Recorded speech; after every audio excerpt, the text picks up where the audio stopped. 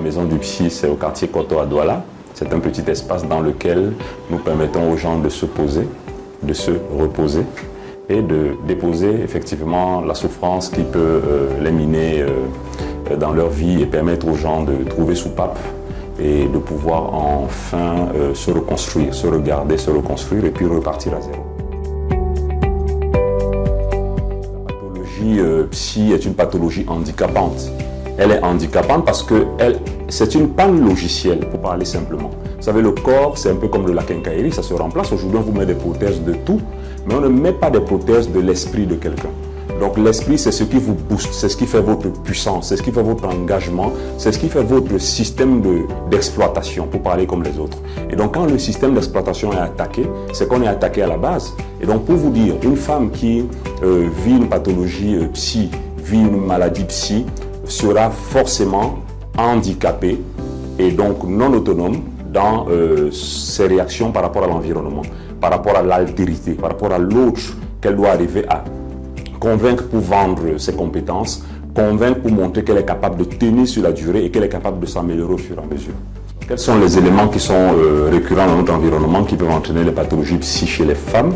Moi, je veux dire que je commence en premier par la perversion de l'interprétation de nos traditions. Je pense qu'on a des traditions africaines camerounaises qui ont beaucoup de respect pour la femme.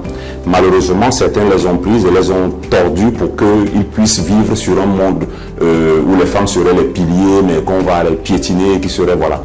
Donc je pense que ça, c'est la première chose à se dire. Donc c'est un peu cette idée que les femmes ne doivent pas aller à l'école, ne doivent pas travailler, ne doivent pas faire ci. Ça, c'est quelque chose qui est le fondement d'une souffrance énorme. Il est démontré mathématiquement qu'une femme qui ne va pas à l'école, une femme qui ne réussit pas, une femme qui est malade tout le temps, c'est une souffrance pour elle-même, c'est une vulnérabilité, une exposition, comment dire ça, à l'abus des autres, mais c'est aussi une souffrance pour la famille.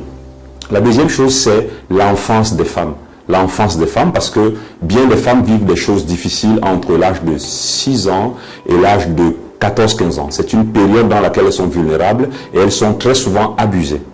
Et l'autre chose qui revient aussi, c'est cette inadaptation de l'environnement que nous avons. Moi, je pense que je rêve un peu trop, mais moi, je me dis qu'il faut peut-être un monde qui considère les compétences de chacun et qui l'utilise en le valorisant à son niveau de compétence. Voilà.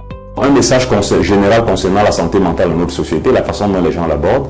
Écoutez, l'OMS a toujours dit que la santé mentale, c'est la santé.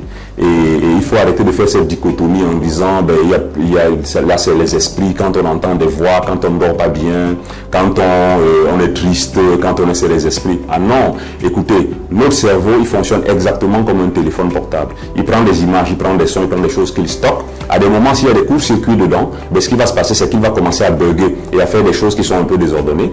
Ben, si on arrive à bien stabiliser le court-circuit, tout va bien. Le cerveau fait la même chose. Et derrière ça, il faut savoir qu'une bonne santé mentale se prépare dès l'enfance. Un grand auteur disait que l'enfant est le père de l'homme. C'est dès l'enfance que vous devez l'installer en structurant la notion de bonheur, les valeurs et le sacré chez les enfants et en leur montrant ce qui est bien et ce qui n'est pas bien, en leur montrant comment trouver leur chemin dans la vie.